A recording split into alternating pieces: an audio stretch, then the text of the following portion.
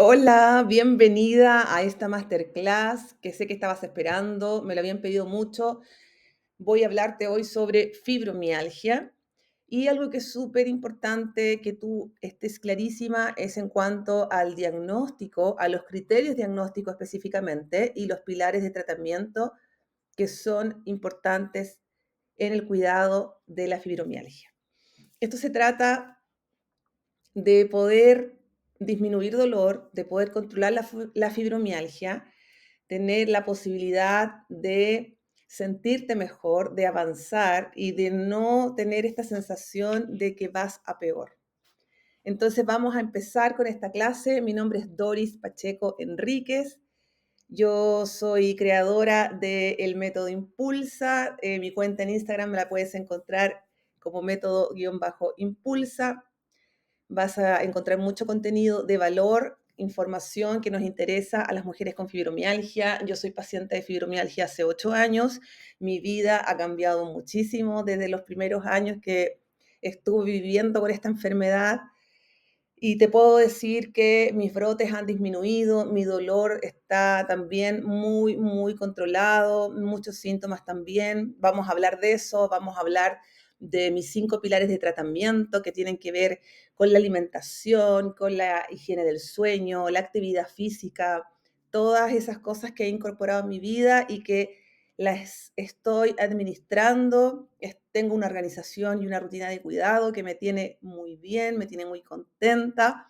Así es que vamos a empezar a conversar entonces de qué se trata este tema de los criterios diagnósticos. Hagamos una introducción primero, ¿qué es la fibromialgia? Bueno, la fibromialgia es un síndrome, ¿ya? Decir síndrome no significa que estamos diciendo que no es una enfermedad, sino que al ser síndrome significa que se caracteriza por un conjunto de síntomas que se interrelacionan. El síntoma más frecuente, por cierto, es el dolor extenso en amplias zonas del cuerpo que se mantiene en el tiempo. Una de las definiciones de criterios para decir que es fibromialgia es que este dolor se tiene que haber prolongado por más de 3 meses. Bueno, además del dolor existen una multitud de síntomas asociados como la fatiga, las alteraciones del sueño, la concentración, problemas de concentración, de atención, que es conocido como fibroniebla, eh, los llamados síntomas cognitivos, y por cierto también ansiedad, depresión, entre otros síntomas. El dolor generalmente se inicia de manera gradual, en ocasiones en varias zonas del cuerpo, de forma extensa. Vamos a ver más adelante que este dolor se presenta en distintos lugares del cuerpo, se tiene que presentar en distintas zonas del cuerpo. Es un dolor que empieza a veces enfocado en la zona del cuello, la parte superior de los hombros, en la columna lumbar, y se va extendiendo hacia las extremidades, produciendo dolor a veces articulares, también en los dedos, dolores de cabeza, dolor en las piernas, en las rodillas, son comunes en la fibromialgia.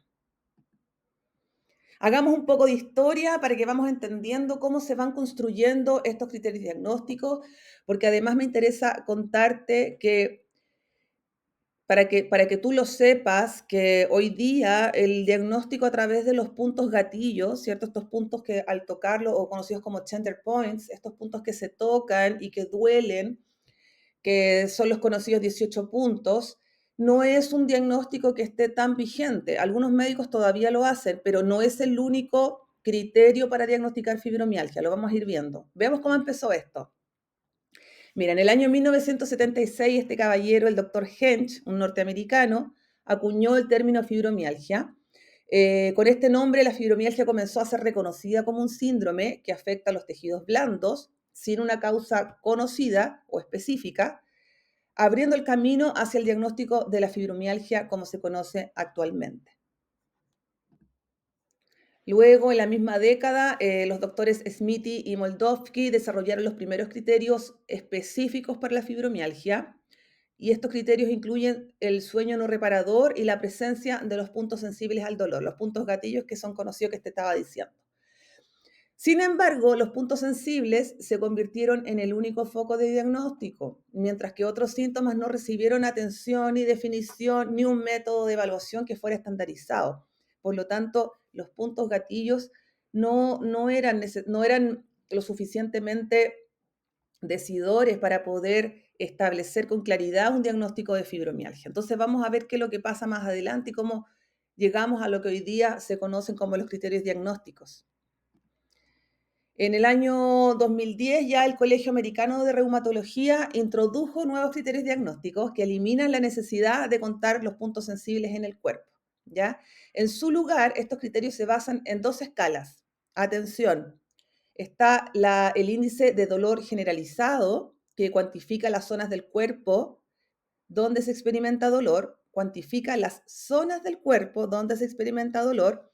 Y por otro lado, también está la escala de severidad de síntomas, que evalúa la intensidad de síntomas, no solo de dolor, sino síntomas también como la fatiga, por ejemplo, o los síntomas cognitivos. Importante es atención, el insomnio también, severidad de esos síntomas. También es necesario considerarlos, que tú tienes que estar atenta que tu médico haya considerado esos criterios para diagnosticar fibromialgia.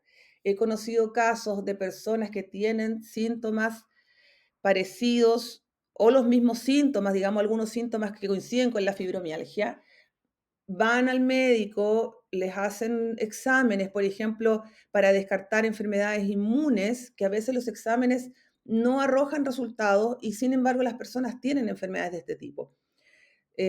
Conocí un caso, por ejemplo, una persona que teniendo Hashimoto, que es una enfermedad hormonal, se le diagnosticó fibromialgia, cuando tenía una serie de síntomas que se asociaban más a teniendo el diagnóstico de Hashimoto y no siendo tratado. Entonces, súper importante que estemos atentas a eso. No te quiero alarmar con el diagnóstico que ya tienes, pero tienes que estar atenta a que se cumplan esas condiciones porque también hay otras enfermedades que se cruzan. Ahora, hay personas que pueden tener una enfermedad y también presentar la fibromialgia. Vamos a ver también cómo se va revisando eso.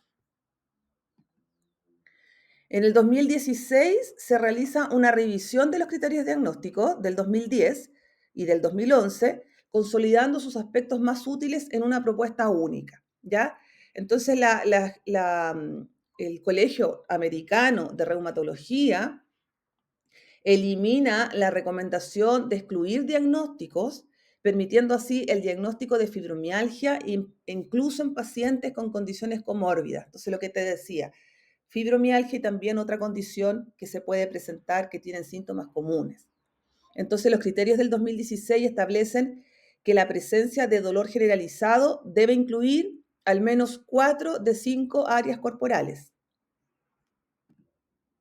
Estos nuevos criterios entonces se estableció que las 5 regiones corporales son la región superior derecha, superior izquierda, inferior derecha, inferior izquierda y el área axial. Entonces aquí tú puedes ver en este dibujo donde están destacados con colores, ¿cierto? Las zonas que se deben, que presentarían dolor en la fibromialgia. Entonces son 5 zonas, de las cuales por lo menos 4 deben presentar dolor. Y además está la eliminación de exclusiones diagnósticas dentro del criterio. ¿Qué significa esto? A diferencia de los criterios del año 1990 y el 2010, la propuesta del año 2016 no exige excluir otros diagnósticos para confirmar la fibromialgia. Esto permite que se diagnostique la fibromialgia aún en presencia de otras enfermedades que pueden estar contribuyendo al dolor o a los síntomas que se presentan. Este cambio fue implementado para facilitar el diagnóstico en personas con condiciones comórbidas, como la artritis reumatoide o la osteoartritis, que previamente podrían haber sido excluidas debido a sus síntomas superpuestos. ¿Cómo ayuda esto en la práctica clínica? La nueva definición de dolor generalizado reduce la posibilidad de errores y permite un diagnóstico más confiable de la fibromialgia, incluso cuando el dolor no se presenta exactamente en los mismos términos en cada paciente. Y una cosa que me parece muy importante y relevante para nosotras, las pacientes con fibromialgia, es que la Organización Mundial de la Salud reconoció finalmente la fibromialgia como una enfermedad en el año 1992, basándose en los criterios diagnósticos propuestos por el Colegio Americano de Reumatología, ¿ya? Y indicándolo en su clasificación internacional de enfermedades de la Organización Mundial de la Salud. Esto fue un paso muy importante para la legitimación de la fibromialgia. Fibromialgia es una enfermedad real que tiene sus criterios diagnósticos, es una condición que se le otorgó de esta manera un estatus formal en el ámbito internacional y en el contexto de la salud pública. Muy importante ese paso que se dio al ser reconocida como una enfermedad. Que no pongan en duda tu fibromialgia. Bueno, ¿cuáles son los principales factores que influyen en el desarrollo de la fibromialgia?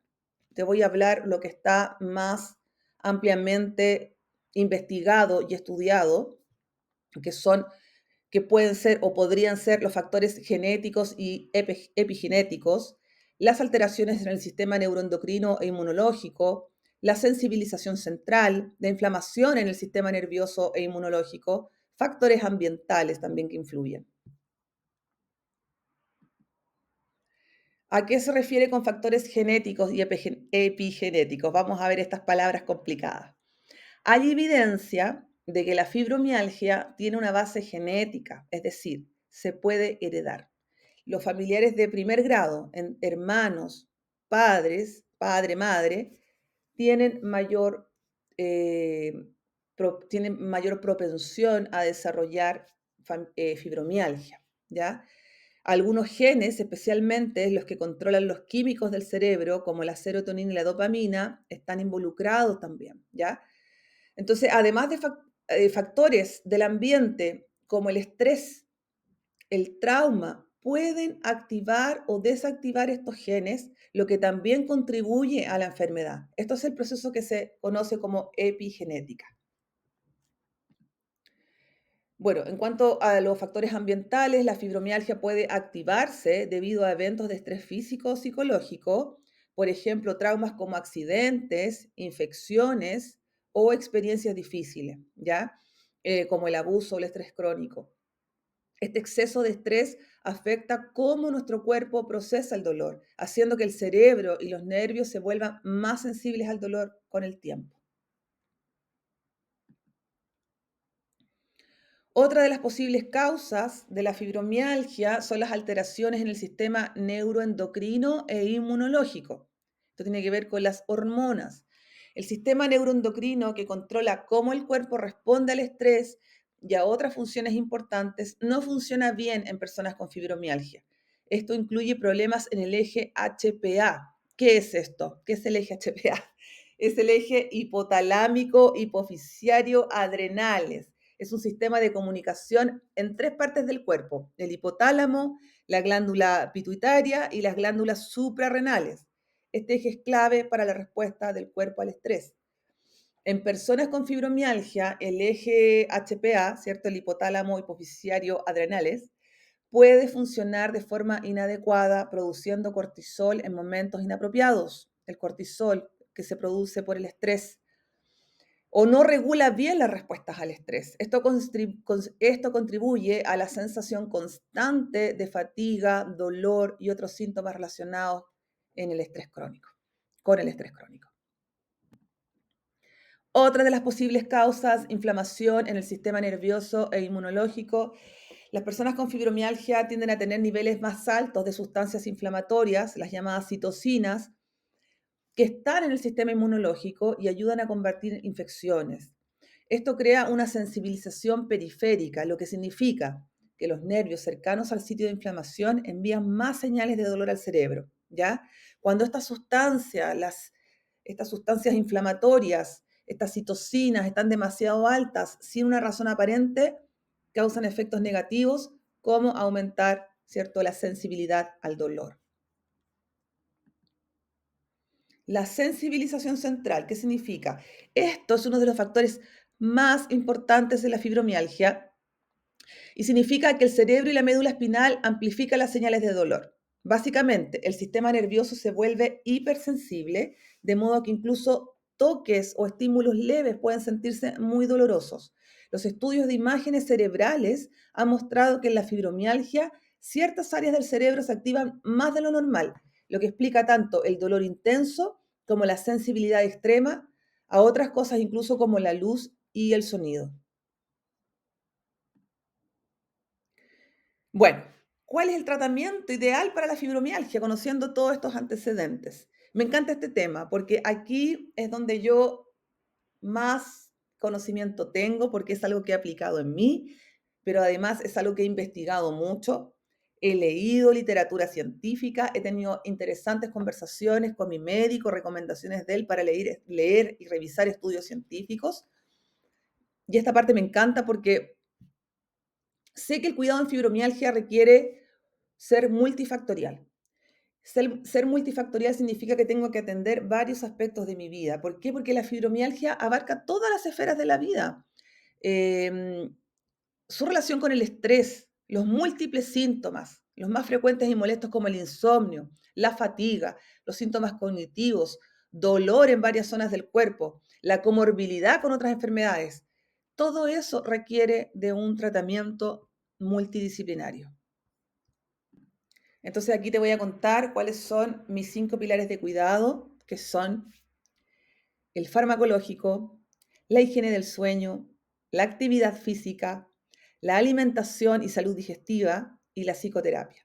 Estos 5 pilares de cuidado tienen que estar todos bien alineados, todos trabajados, administrados por la persona que padece fibromialgia. Siempre digo, esta es una enfermedad que requiere de mucho cuidado y conocimiento. ¿De quién? De la persona que la padece. Qué bueno encontrar un buen médico. Qué bueno tener una buena terapia psicológica para que me ayude, para que me dé herramientas, para que me guíe.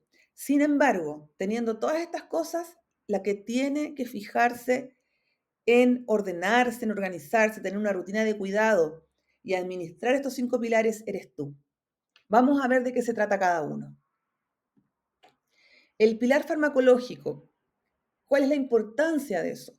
Tú tienes que saber para qué es el fármaco que tú estás utilizando, porque los fármacos de la fibromialgia son prestados de otras enfermedades. Los fármacos que nosotros utilizamos no están diseñados para ayudarte a disminuir dolor específicamente, como que nosotros pudiésemos decir, esta es la causa de la fibromialgia y entonces con este fármaco vamos a atacar esa causa. Tú sabes que lo que nos ayudan los fármacos es a controlar síntomas. Por eso que tú tienes que saber para qué es el fármaco, porque los fármacos no te van a sanar de la fibromialgia, te van a ayudar a mantenerte estable para que tú puedas hacerte cargo de otras áreas de tu vida, de los otros pilares de cuidado. Por eso que es importante este pilar, porque tú tienes que tener un fármaco que te ayude a dormir bien, que te ayude a disminuir dolor y que te ayude a estar un poco más despierta y enérgica durante el día, de manera que tú puedas ir trabajando los otros pilares y de esa manera lograr este bienestar que buscamos. Y ese bienestar para mí se traduce en tener menos brotes, en tener menos dolor, en tener la energía para vivir, para trabajar, para estar con mis hijos, para viajar y hacer todas esas cosas que quizás con el tiempo, a causa de la fibromialgia, vamos perdiendo. Entonces, saber para qué es el fármaco. Segundo, entender los efectos que produce en tu cuerpo. Si yo tomo un fármaco y yo tengo que levantarme a las 8 de la mañana, a las 6 de la mañana, porque a las 8 tengo que estar en mi trabajo, y el fármaco que tomo me da demasiado sueño, me hace despertar con una, te voy a decir una palabra que siempre escucho que las dicen, se despiertan abombadas, con la sensación de que no son conscientes de cómo su entorno, se despiertan como zombie, me dijo el otro día una persona. Siento que cuando tomo, por ejemplo, este medicamento que es bien conocido y es bien utilizado, que es la pregabalina, me decía una persona, tomo la pregabalina, o sea, dejé la pregabalina porque cuando la tomaba despertaba con la sensación de que era un zombie. A mí también me pasó, el primer medicamento que a mí me dieron para el tratamiento de la fibromialgia fue la pregabalina. Como la pregabalina no me quitaba dolor y no dormía bien, dormía muy poco en realidad, me aumentaron la dosis. Entonces, con el aumento de la dosis fue peor porque tenía esta sensación de que estaba dormida el día entero y en términos de dolor no me sentía mejor. Es importante que tú entiendas los efectos que está produciendo en tu cuerpo el fármaco y de esa manera puedas ir ajustando. No se trata siempre solamente de ajustar dosis, se trata también de probar otros medicamentos. Hay opciones. Saber también cuánto tardará en producir efectos el medicamento que estoy tomando y además la interacción que tiene con otros medicamentos. Si tú vas al médico, por ejemplo, el reumatólogo o el internista, el médico que te atienda en tu país, tú debes informarle al médico, es tu responsabilidad informarle al médico cuáles son los otros fármacos que estás tomando. Lo mismo, si tu reumatólogo te indicó un fármaco y tú vas al psiquiatra, generalmente los reumatólogos derivan al psiquiatra porque muchas de las personas con fibromialgia presentamos síntomas de ansiedad, de depresión. Entonces, cuando tú vas al psiquiatra y el psiquiatra te va a dar un fármaco que es para manejar la ansiedad o para mejorar tu estado de ánimo, para dormir mejor, tú tienes la obligación de informarle a ese otro médico el fármaco que estás tomando para los síntomas de la fibromialgia. Es importante que tú le des esta información a los médicos, ¿ya? Pregúntale al médico todos estos aspectos y también obsérvate, ¿ya? Higiene del sueño. Segundo pilar, lo pongo en segundo lugar porque me parece que una vez que tengamos más o menos controlado el tema del fármaco, ya que nos observemos, que seamos conscientes de lo que estamos tomando, de los síntomas que nos produce, de los efectos que nos produce, o si está ayudando para paliar algunos síntomas o no. Tiene que haber una buena higiene del sueño también, porque ese dormir bien nos va a ayudar a poder controlar otros aspectos del cuidado de la fibromialgia, ¿ya? Si yo no duermo bien o no duermo, no voy a tener la energía, por ejemplo, ni siquiera las ganas, ni el deseo, por ejemplo, de salir a hacer deporte. O sea, ¿quién pudiera querer levantarse temprano en la mañana a salir a correr o irse a una clase de pilates o de yoga si no durmió en toda la noche o si lleva 2 días sin dormir? ¿Quién va a querer programar su semana con una buena dieta, con buenos nutrientes y alimentos, si está cansada, si no tiene energía, si está de mal humor? Incluso también en la parte emocional es influyente, porque si tú, por ejemplo, quieres mejorar tu comunicación, tu relación con tu familia a causa de lo que se ha deteriorado por la fibromialgia, o quieres tener una mejor relación laboral con tus colegas para poder desenvolverte bien con esta enfermedad, y estás de mal humor, estás triste, estás cansada, yo creo que si uno no duerme bien, si uno no descansa bien, que es el momento donde tu cuerpo se regenera, se carga de energía, si eso no lo tienes, no vas a tener deseos ni intención de hacer otras cosas. Entonces, qué importante la higiene del sueño, ¿ya? Si bien existe una influencia importante a nivel biológico, lo que podemos hacer las pacientes para mejorar nuestro descanso es contribuir con prácticas que mejoren su calidad. Tenemos el deber de conocer, entender y atender a nuestro cuerpo, ¿ya? Comprende, por favor, que la fibromialgia requiere de tu cuidado especial. Quiero ser muy enfática en eso, ¿ya? En cuanto a los hábitos saludables para conciliar el sueño, vamos a las herramientas que son súper buenas para poder conciliar el sueño. Antes de eso, sí, una recomendación que también hago bastante es que, volviendo al pilar farmacológico, si tú necesitas un fármaco para dormir, convérsalo con tu médico. Busca información. Un fármaco para dormir que no te produzca dependencia, por ejemplo. Muchas personas temen, lo he conversado con muchas mujeres también con fibromialgia, que no quieren tomar fármacos para dormir porque no quieren hacerse dependientes del fármaco, ¿ya? O también hay suplementos como la melatonina, que es muy bueno también para ayudar al descanso, mientras te haces los hábitos, ¿ya? no debería producir dependencia. Conversa también con tu médico esta situación, los suplementos. Hay personas que están tomando magnesio y que, bueno, yo también consumo el citrato de magnesio, que ayudan a poder conciliar más rápido el sueño y tener un sueño un sueño un descanso no interrumpido y son buenas opciones. Consulta, busca, entérate de eso.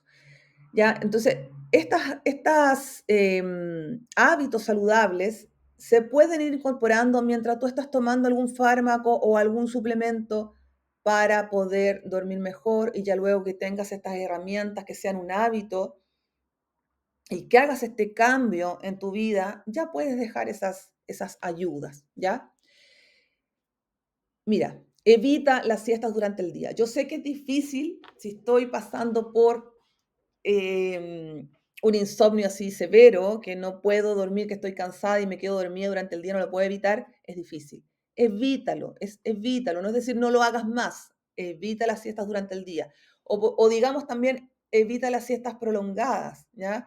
Es una buena recomendación, por ejemplo, después de almorzar, ir un ratito a la cama, descansar, que sean 15 minutos, 30 minutos, no te extiendas de eso, ¿ya? Hay personas con fibromialgia que la están pasando súper mal, que están con brotes agudos, que están con dolor, que están tomando algún analgésico en ese momento para bajar dolor y les produce sueño. Bueno, en esos casos, por cierto, pero si estás en esos días donde hay menos dolor, donde hay menos fatiga, evita las siestas, ¿ya? ¿Qué otra cosa hay que evitar? El alcohol, el cigarrillo, las comidas muy picantes o azucaradas en ingestas cercanas a la hora de dormir. Ojalá pudiésemos evitar el azúcar, el alcohol, el cigarrillo siempre, ¿ya? Pero si está difícil, estás comenzando, estás recién haciendo el hábito, por lo menos no los consumas hasta 2 horas antes de ir a dormir. Si te duermes a las 10 de la noche, por ejemplo, te vas a ir a la cama, máximo a las 8 de la noche, incluso el consumo de alimentos, ¿ya? De agua. El consumo también que es recomendado, el consumo de té y café, que no sea más allá de las 4 o 5 de la tarde, porque muchas veces la cafeína hace efecto retardado y ya cuando te llega la hora de ir a dormir, no tienes sueño. En la medida de lo posible, mantente ocupada durante el día. Si no estás trabajando, evita pasar el mayor tiempo en la cama. ¿Ya? Si no estás trabajando, si estás en tu casa, si estás con baja laboral o simplemente dejaste tu trabajo por tu enfermedad, te recomiendo que busques actividades para realizar. Las actividades domésticas son muy agotadoras, yo lo sé. A veces estirar una cama puede ser como subir el Everest, ¿ya? Agotador, te deja sin energía. Una buena recomendación para las tareas domésticas es hacer un poco, unos minutos y luego tomar una pausa, hacer un descanso.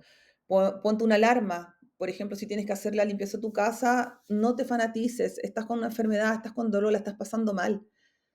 Media hora y haces una pausa de 15 minutos y después otras 30 minutos más y luego una pausa nuevamente. ¿Ya? No te afanes, no te vuelvas loca.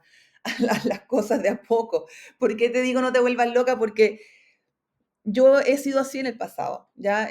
Todavía soy así. Lo que pasa es que ahora lo controlo, lo tengo consciente y cuando me quiero volver loca haciendo mil cosas, me aterrizo, me acuerdo que si me voy a poner a hacer muchas cosas, me voy a cansar, me voy a fatigar, me va a provocar dolor. Entonces, son cosas que tienes que tener bien controladas y evaluadas, ¿ya?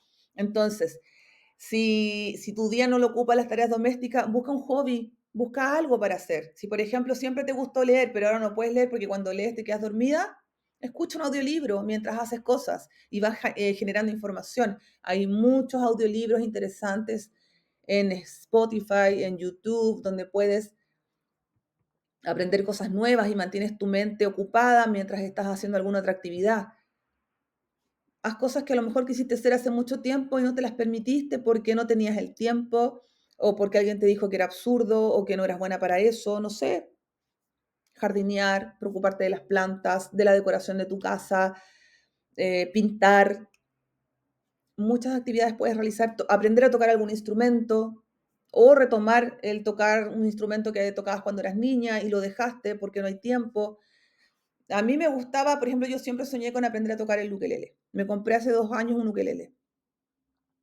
Al principio lo tocaba mucho y terminaba con las manos súper adoloridas. Pero sí, estoy, cada cierto tiempo lo tomo y eso también me produce plasticidad neuronal, que significa que que hay conexiones neuronales que están produciendo que tú eh, puedas tener más energía y te puede ayudar incluso con los síntomas cognitivos, ¿ya? Entonces, si tu dolor y fatiga no te permite realizar muchas tareas, prueba con pequeñas actividades domésticas o hobbies o cosas que tú deseas hacer que requieran poca fuerza. Importante también pedir ayuda, ¿ya?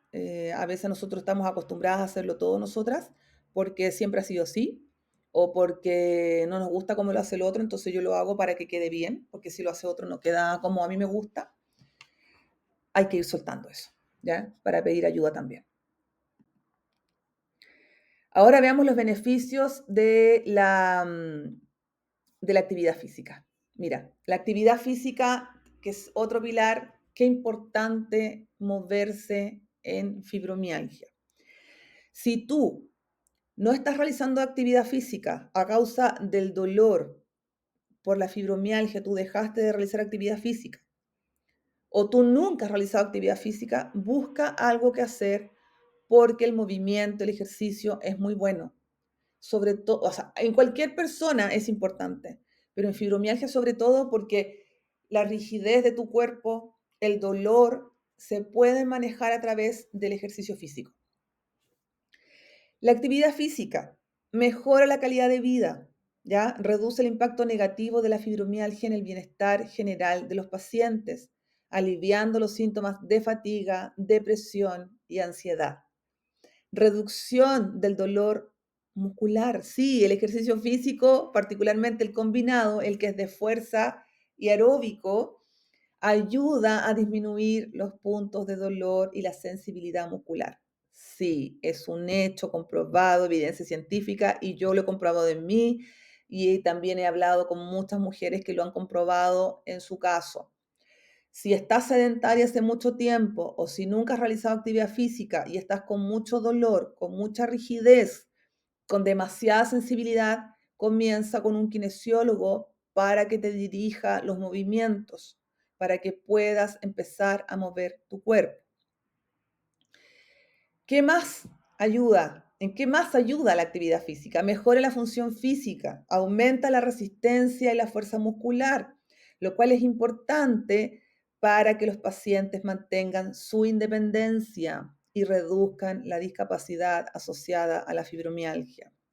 Una de las cosas que más me aflige a mí recordar del pasado cuando estaba en mis peores momentos con fibromialgia es haber tenido dependencia de otras personas. Incluso ayuda de mi hija, que en esa época era más pequeña. Tengo una hija de 13 años, un hijo de 8. Mi hija cuando tenía 8 o 10 años me tenía que ayudar a meterme a la ducha, a salir de la ducha, a secarme el pelo. Mi esposo me tenía que ayudar a vestirme, me tenía que ayudar a comer. No podía hacerme cargo de mis hijos. No, o sea, tengo muy malos recuerdos de esa época. Entonces, ayúdate con la actividad física. Es buena. Pruébalo de a poco. Si no estás haciendo nada y te quieres lanzar a hacer actividad física, ándate con cuidado. Caminar. Lo ideal es caminar a un paso acelerado para que se produzca este cambio este cambio de que hagas un ejercicio que sea de agilidad para que, para que puedas caminar de forma ágil, media hora no te va a funcionar la primera vez que sales. Hazlo de a poco, camina de manera suave, 5 minutos. Ni siquiera todos los días. Prueba 3 veces a la semana salir a caminar 5 minutos cerca de tu casa. O si tienes que ir a trabajar y vas en transporte público, bájate 2 cuadras antes o 1 cuadra antes y camina esa calle, ¿ya? De a poco. Y después ya le vas metiendo agilidad. El ejercicio aeróbico, como caminar, correr, montar bicicleta, nadar, mejora la calidad de vida y ayudan a aliviar el dolor muscular.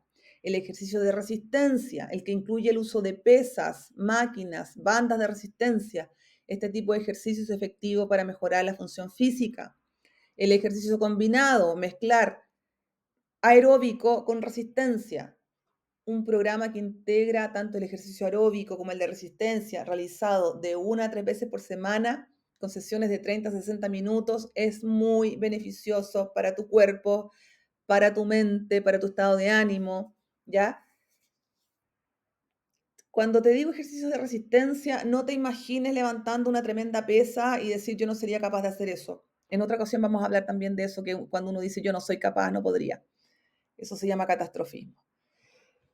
Enfócate en hacer cosas que tú puedas. Por ejemplo, el pilates es un buen ejercicio de resistencia y no significa estar levantando pesas. O si vas a levantar pesas, pesas livianas, ¿ya? No te imagines levantando 50 kilos. De a poco, de a poco. Otro pilar, alimentación y salud digestiva. Hay hartos estudios que se han estado realizando hace varios años, en la última década, de que la salud digestiva, la microbiota, una microbiota desequilibrada, podría ser un, un buen punto de partida para comenzar a sanar la fibromialgia, ¿ya? Para disminuir muchos síntomas.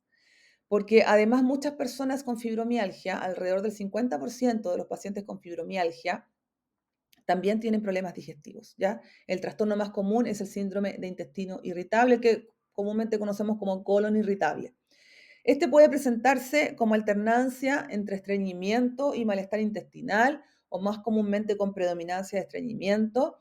Es importante que prestes atención a tus síntomas digestivos, ya que tratarlos puede mejorar mucho tu calidad de vida. Consulta siempre con un profesional de la salud antes de hacer cambios drásticos en tu dieta.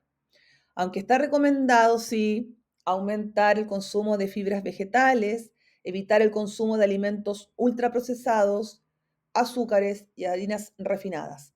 Hay que consumir hartas frutas y verduras. Quizás te estés preguntando, ¿cómo voy a consumir tantas frutas y verduras si hay algunas verduras que me inflaman o hay algunas frutas que me inflaman? Observación, obsérvate. Si tú estás comúnmente comiendo un tipo de alimento y te comes en la semana, por ejemplo, una manzana y sientes que cuando te comes la manzana te hinchas, ¿ya? Prueba a dejarla por varios días, ¿ya? O tienes la duda porque comiste manzana y comiste fresas. Déjalas por unos días, come lo que comúnmente comes, después la puedes volver a incluir y vas viendo cómo te vas sintiendo. En todo caso, si el microbioma está desequilibrado, hay muchos alimentos que te van a molestar y que te van a inflamar. Por eso que es importante que consultes con un profesional de la salud, aunque sí, como te reitero, recomendado aumentar el consumo de fibra, disminuir lo más que se pueda los ultraprocesados, ¿ya? Otro pilar, el último, ¿cierto? Que es el pilar psicoterapia.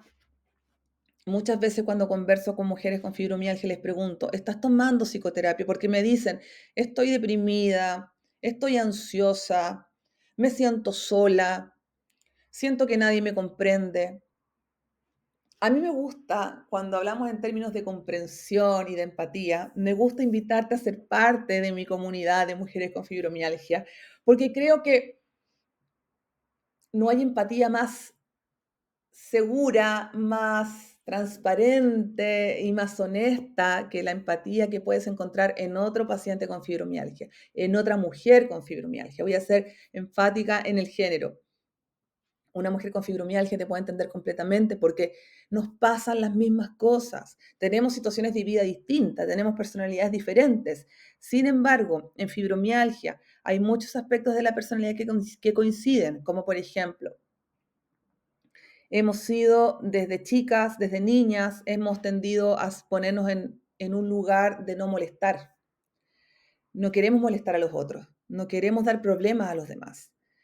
Imagínate que si crecemos así, que no queremos darle problema a los demás y nos viene una enfermedad donde tenemos dolor que nos incapacita y tenemos que pedir ayuda, tenemos que dar problemas, ¿cómo vamos a buscar ayuda si no hemos crecido y nos han enseñado esa forma que tenemos que estar un poco calladas y ser casi invisibles para no dar molestia? Entonces, también otro aspecto de la personalidad con fibromialgia que se repite mucho es esta gran disponibilidad que tenemos a ayudar a otros, a hacer cosas por los demás, estar siempre atenta a si alguien tiene un problema, a ayudar a solucionar ese problema, a evitar que otro la pase mal. Entonces nosotras nos vamos dejando en último lugar y no nos enfocamos para nada en nosotras. Tenemos el foco puesto en los hijos, en los padres, en los hermanos, en los amigos, en el trabajo, que todo funcione perfecto. Y nosotras, ¿cómo estamos funcionando? ¿Cómo estás funcionando tú?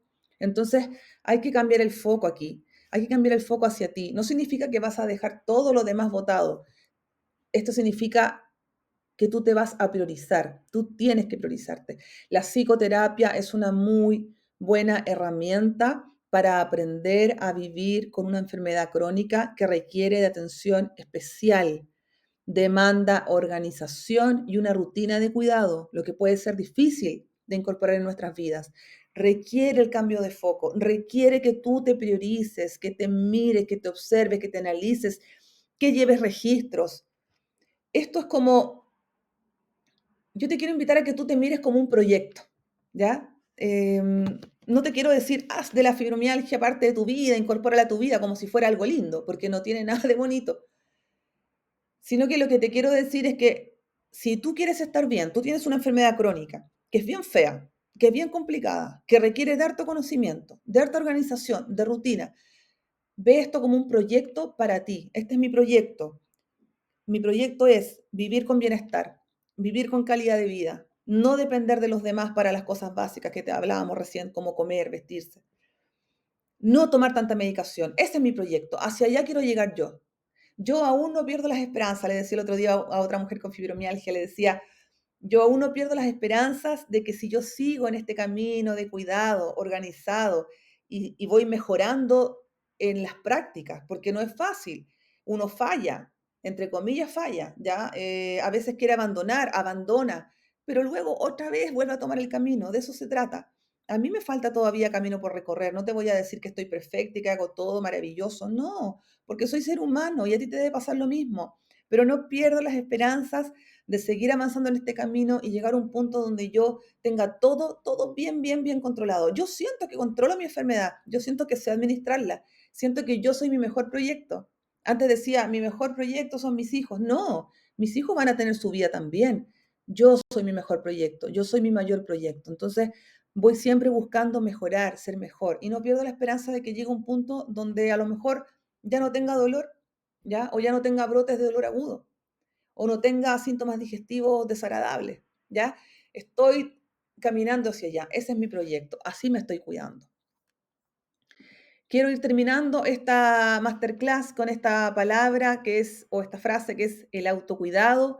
Aprende a observarte y cuidar de ti. Aprender a observarte no lo podemos hacer de manera así tan, lo hacemos de manera intuitiva y es maravilloso.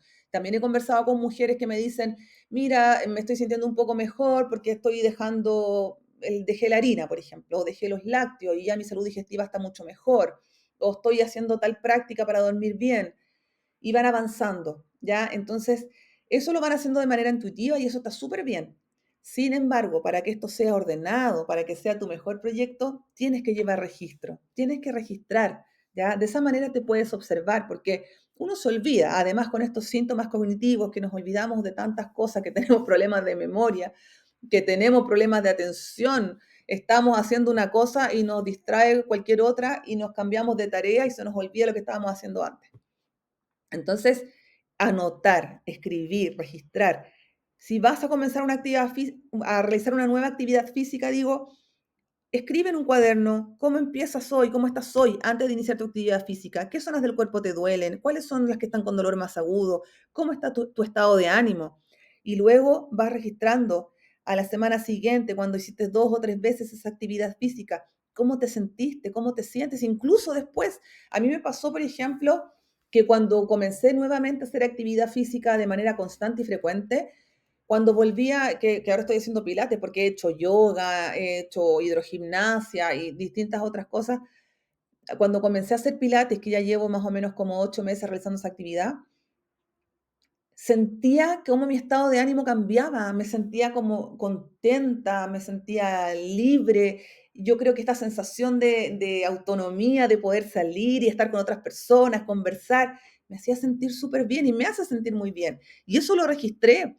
Y cuando voy atrás y miro, y cuando quiero a veces abandonar, me ha pasado en otras ocasiones, años atrás, que cuando quería abandonar, revisaba mis registros, iba viendo lo bien que me había hecho ciertas actividades o ciertos hábitos. Entonces, insistir ahí, ¿ya? Observarte, aprende a observarte y a cuidar de ti. Sé tu mejor proyecto, sé tu proyecto principal. Busca el bienestar en tu vida, se puede.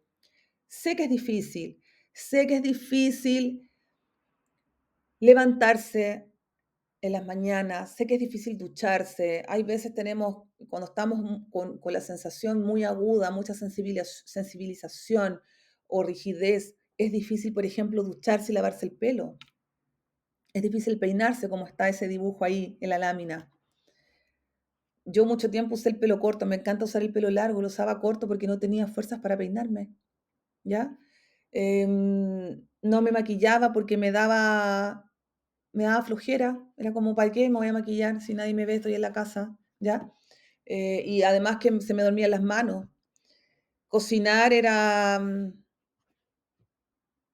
como te digo, correr una maratón, como subir el Monte Everest, era agotador. Entonces, yo entiendo que es difícil, ¿ya? Cuando uno está en los peores momentos y viene una persona como yo a decirte, eres tu mejor proyecto, cuida de ti, yo sé que parece como decir, de qué está hablando esta persona, ¿ya? Pero yo te lo digo con conocimiento de causa, como se dice, porque yo tengo fibromialgia, he pasado por momentos súper feos, me costó un montón salir, fue difícil para mí, sí.